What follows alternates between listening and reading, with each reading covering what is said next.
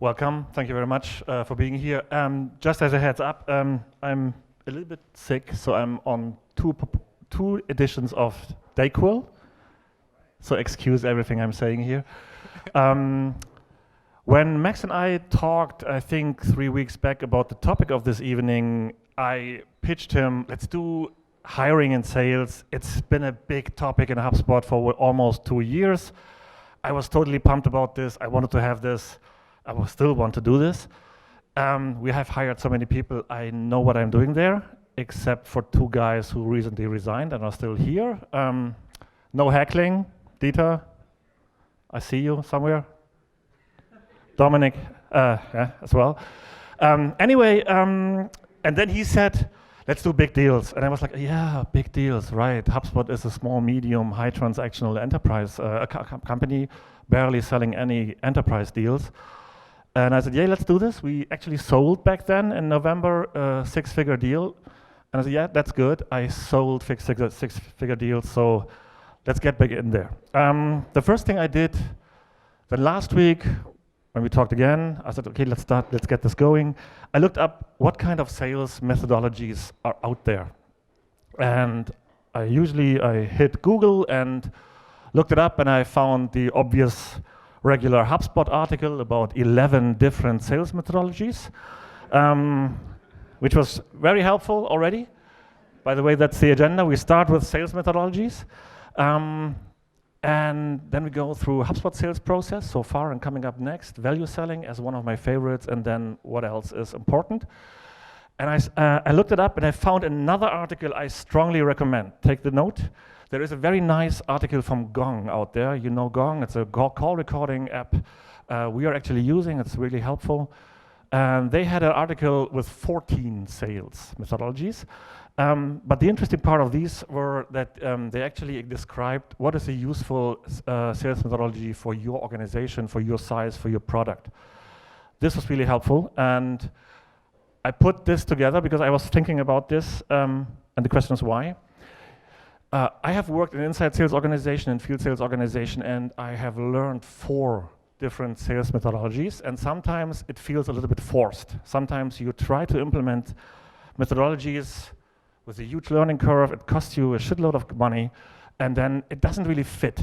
So often you will see and you will find out that you have a mixture of several things, or of several methodologies. So I would say get going and try to figure out what is the best methodology and find a good mix for your organization, for your product, for your core customer group.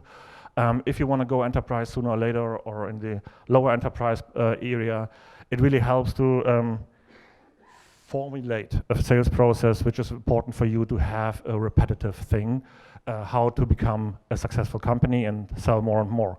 So here on the left side, challenger sales, snap, inbound sales is pretty much what what HubSpot is doing. Salesforce not so much.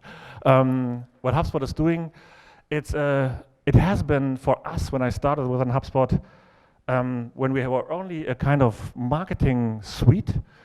We educated our people, so we helped potential buyers to understand what they're looking for, help them make a difference compared to other single point solution competitors, and then created a solution, help them, and sell.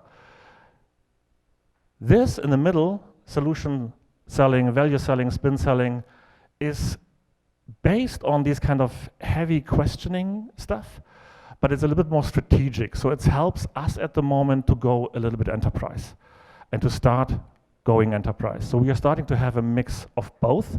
And then we have Miller Heiman, strategic selling, target account selling, and I would somewhere put Medic in between here for the big ticket deals, for the heavy complex deals where you have a ton of different people to manage, and where you're not really working only one kind of point in the company, this kind of peer you are having, where you become actually a project manager.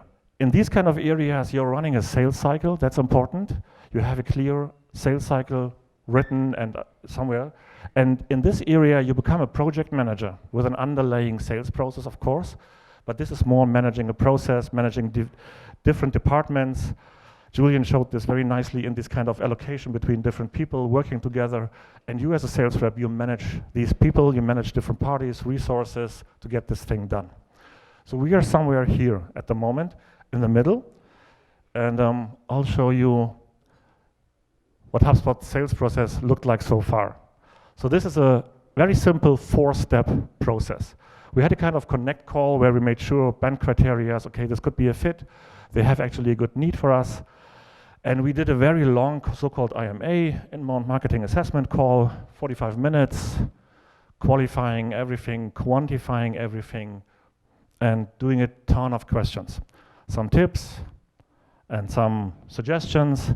And eventually we could identify the pain, the need, we could create some urgency around the whole thing.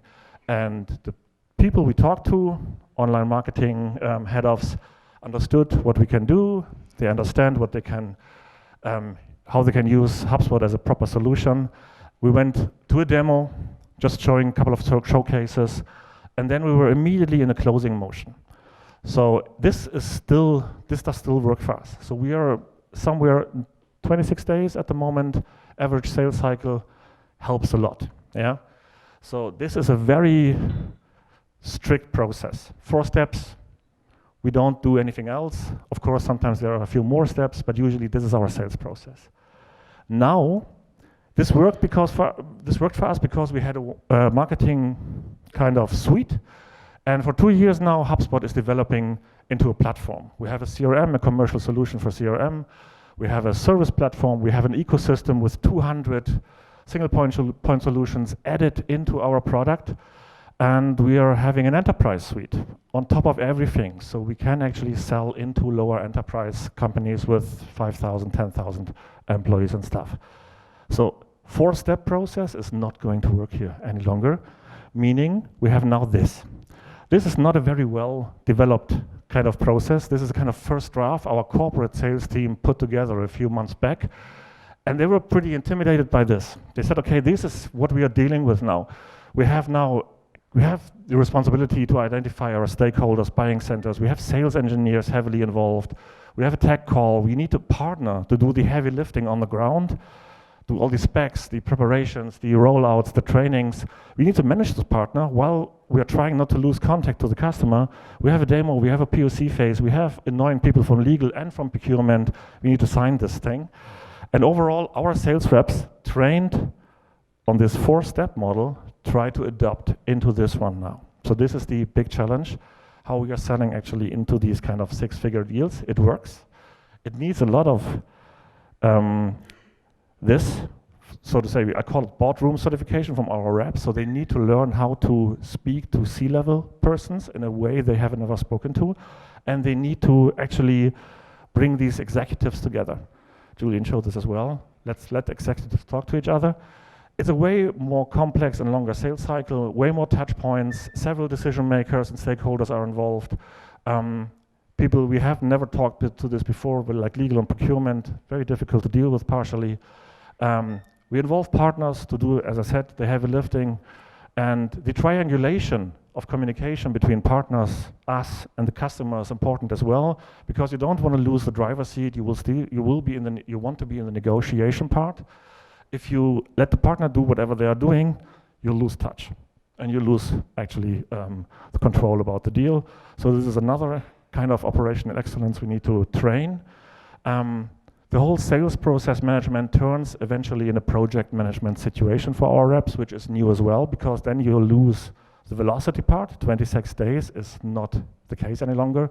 You deal with deals 3 months, 4 months, 6 months. And when you're in a company with monthly targets and you have to close 4 or 5, 6 deals at least per month, this is not a very secure thing. We saw that big deals are a little bit risky. If you lose a big deal, you lose a big deal. You have spent a lot of time on this. It's a way more difficult way to sell. And this is the kind of transition phase we are currently in. It's very exciting. I like this a lot. That's the reason why I said, yeah, let's do this. It's really cool. And what we are doing at we are looking into value selling and medic as well. And both help us to actually illustrate our reps to understand the shift of the role they are currently into. 1 minute 17, good. This has been our reps so far. They have dealt with the main contact buyer, and they dealt with our people on the one end, and this guy dealt with their people, okay? This is simple. This has been our approach so far. Now they are a little bit in the solution like this. They are in the back managing people from us, talking to people in the same department from the customer side, and they are managing a big project here. And their main contact does the same. Theoretically, they are somewhere here trying to plug in and plug out resources from both parties, trying to explain everything, document everything, get this thing going and roll, which is a totally different style and makes things way more complicated. You need a shift in thinking. And that's the reason why we have a corporate sales team. It's way more experienced rep at the moment. So hopefully they get the gist and know how it's done. So I mentioned value selling. This is for you to read. We don't go through this, considering that times adds up now. Okay, good, 2 minutes now. Okay, important. Value selling, I have learned value selling. It's one of my favorites, to be honest, because it helps me to still stick to a ton of questions while I'm focusing on the value of the solution the customer has, and it allows me to do these things. It's not to read now, so the important thing is you usually try to identify the decision maker, and in the best case, several C-levels. If you have a big project, not only one C-level might be impacted, a CEO, a CMO, a CTO, a CSO, they all have something to say in this regard. So try to identify the business issue for a CEO and maybe a CSO. Try to really identify what is the business objective, not the problems. They all have problems, the business objectives in 2, 3, 4 years from now. What is their idea where this company is going to be in this kind of years? Then identify the problems who are going to prevent this kind of progress. Build a solution. The anxiety part is nice. You just try to identify the compelling event.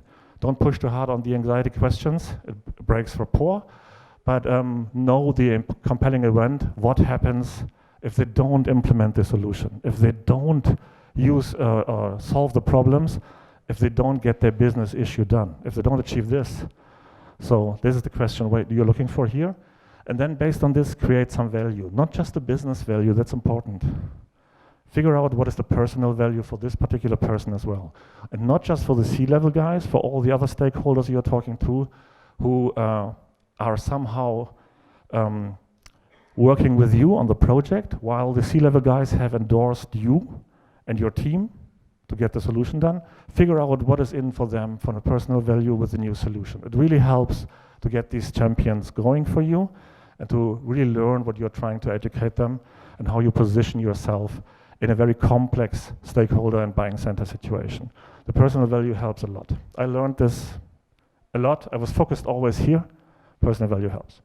Then you develop a plan. I think Max in the last session told about the mutual closing plan. I'm a big fan of this. Closing plan, not just for you, it's a mutual closing plan. So get the buy-in from everybody that this closing plan, these steps you have defined and all the actions attached to the steps are actually approved by the customer or by the prospect. Ask him, is this the right way we are going, and is this actually the timeline? And eventually there is a contract, and there's an implementation phase, there's a training phase, there's a learning and teach the trainer phase. And they say, yeah, that's okay, we can deal with this timeline. That's a mutual closing plan. And of course, understand the power. Important here, you're doing open, probing, and confirming questions to all these things. You open, confirm, and probe these questions. Not just qualifying and quantifying, you probe all the time. You do this several times, and you can do this for a CMO, you can do this for a CRO, you can do this for everybody. Eventually, you can build out a kind of structure for every single person you have included in those deals. You know exactly what their problem, issue, and anxiety questions are, and then you build a better understanding about the customer and their needs. 1 minute. 1 minute. 30 seconds. Good. So we are done. We are done. The last thing is we talk about the structure, we talk about the sales methodologies. There is one thing that might be cheesy, but this is it still applies. I want to show you something because this was actually something I wanted to start with. We closed a couple of six-figure deals internationally in December. It's the end of our fiscal year, so we close a lot of those. And this is from the 23rd Someone with this subject sent us an email. Purchased HubSpot, some feedback. It was a huge email. He explained all the competitors, what we did good. And then we found those sentences. We were looking for an emotional solution. You made our confidence level skyrocket. We were searching for someone we could trust. Everyone on our team fell in love with HubSpot. Your sales rep felt like a friend. And the demo showed us some good ROE. We are good. That's fine. That's another piece. We have all the structure, we have all the methodologies, and enterprise are big deals, so it feels always a little bit mechanical, but still, that's important, and this is the cheesy part. It still applies. People look to justify their decisions based on emotional decisions and for logic reasons, and you help them to do so by your empathy, curiosity, and genuine care for their business. That's the important piece. It will always apply, so that's my personal. Thank you for you all, and that's pretty much it.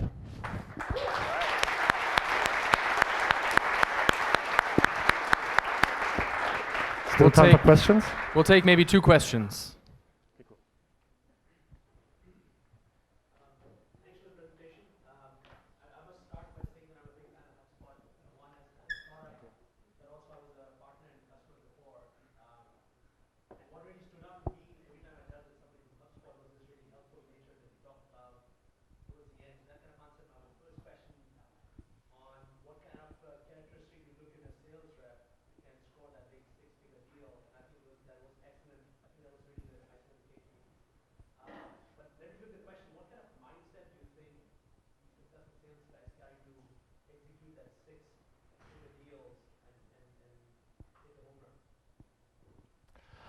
In the home run, that's a good question. I think the answer is that someone really cares for the customer and tries. We just talked about this. We had a sales rep being very successful in the last month, and we spoke about these kind of qualities he has. He's managing all these kind of things, even with the smaller deals, like a project. He never builds pressure. He always tries to be very transparent, very calm, very, so to say, approachable for the customer. He's never pitching a product, never even pitching the solution. He really makes this very comfortable for everybody. They feel that they can trust him. And I think that's still, it applies even more for the enterprise sales reps, because they're getting pounded with great solutions and with people who have some experience, and everybody works with these kind of structures. If you're able to really, and that's the reason why I showed this kind of empathy part and a genuine interest in their business model, really understanding their issues and problems, and again, personal value, what is in it for you, this really helps. This kind of this kind of extra mile you're doing on a personal level, I think that's the difference. One more question. Oh, sorry, not you. That's Dieter, the guy who was, yeah.